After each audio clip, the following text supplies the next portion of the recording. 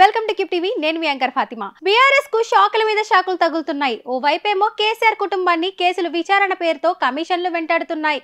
ఇంకో వైపేమో బీఆర్ఎస్ నుంచి గెలిచిన ఎమ్మెల్యేలు, ఎమ్మెల్సీలు, ఎంపీలు వరుసగా పార్టీ మారుతున్నారు. అందరూ హస్తం గుడ్డికి వెళ్లిపోతున్నారు.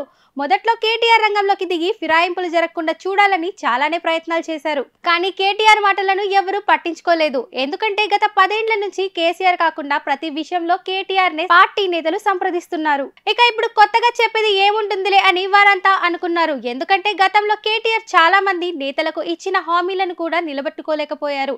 అందుకే ఇప్పుడు కేటీఆర్ ఎంత పెద్ద హామీ ఇచ్చినా సరే పెద్దగా ఎవరు నమ్మట్లేదు. దాంతో కేసీఆర్ స్వయంగా రంగంలోకి దిగారు. గత 10 ఏళ్లలో ఆయన ఎన్నడూ జిల్లాల నేతల్లో కూడా సమావేశం కాలేదు.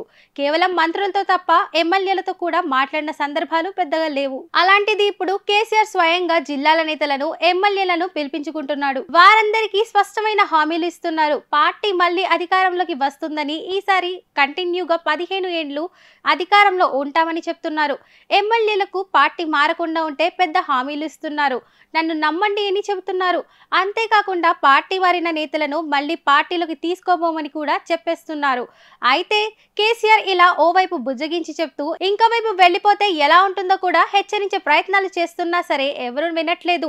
ఓవైపు కేసీఆర్ ఇంకా జిల్లాల నేతలలో మీటింగ్ పెడుతూనే ఉండగానే ఇంకోవైపు ఫిరాయింపులు కొనసాగుతున్నాయి. మొన్న రాత్రి 6 ఎమ్మెల్యేలు కూడా కేసీఆర్ తో మీటింగ్ అయిపోయిన వెంటనే వెళ్లిపోయారు. ఇప్పుడు తాజాగా గద్వాల ఎమ్మెల్యే కూడా వెళ్లిపోయాడు. అంటే కేసీఆర్ మాటలను కూడా ఎవరు పెద్దగా వినట్లేదని తెలుస్తోంది.